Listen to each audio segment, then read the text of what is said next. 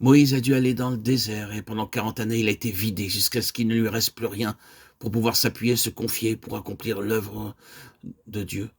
Cette commission divine, par nature, c'était un homme puissant en œuvre et en parole. Et cependant, maintenant, il déclarait, je ne suis pas éloquent, je suis lent à parler. Exode 4.10. Il y a eu une terrible éradication de toute ressource et capacité naturelle et je ne pense pas que Moïse voulait être désagréable à Dieu en répondant ainsi. Il ne voulait pas dire, tu n'as pas voulu que j'y aille auparavant, alors je n'irai pas maintenant. Je crois que c'était un homme qui était sous la discipline divine et qui était parvenu à un stade élevé dans ce domaine. Un homme qui est susceptible et irritable ne fait aucun effort pour aider les autres.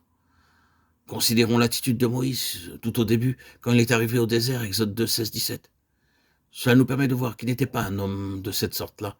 Lorsqu'il y a eu cet incident près du puits pour abreuver les troupeaux, si Moïse avait été de mauvaise humeur, acariâtre, désagréable, parce que le Seigneur n'avait pas été de son côté en Égypte, il se serait probablement assis à l'écart en observant la scène sans porter secours. Cependant, il s'est empressé d'apporter de l'aide dans un bon esprit en faisant tout ce qui était en son pouvoir. Il était pourtant dans une grande épreuve.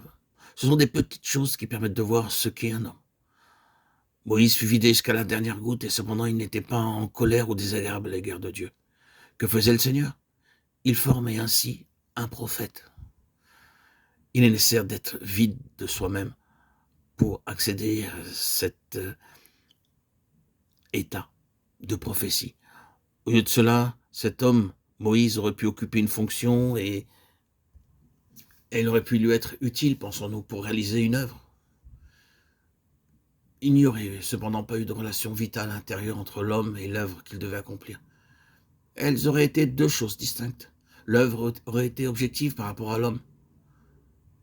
Au terme des 40 années dans le désert, cette œuvre était devenue subjective. Quelque chose s'était réalisé. L'homme était parvenu à un stade qui lui permettait d'être l'expression vivante de la pensée divine. Il avait été vidé de ses propres pensées pour laisser place aux pensées de Dieu. Il avait été vidé de sa propre force afin que toute l'énergie procède de Dieu. C'est peut-être la signification du feu et du buisson qui ne se consumait pas. C'est une parabole, peut-être bien une grande parabole, mais je pense que dans son application immédiate, cela parlait à Moïse. Moïse, tu es une créature fragile, un buisson du désert, un être humain tout à fait ordinaire, n'ayant aucune ressource en toi-même. Mais voici la ressource qui peut te porter et te maintenir sans être consumé. C'est une énergie qui n'est pas la tienne, c'est l'énergie du Saint-Esprit, l'énergie de Dieu. Ce prophète a dû apprendre cette grande leçon. Je ne peux pas. Le Seigneur a déclaré tout à fait d'accord. Mais je suis. Il y a une grande œuvre qui doit s'accomplir dans le domaine naturel chez la plupart des serviteurs de Dieu et souvent avec de tragiques conséquences. Paul en est un exemple.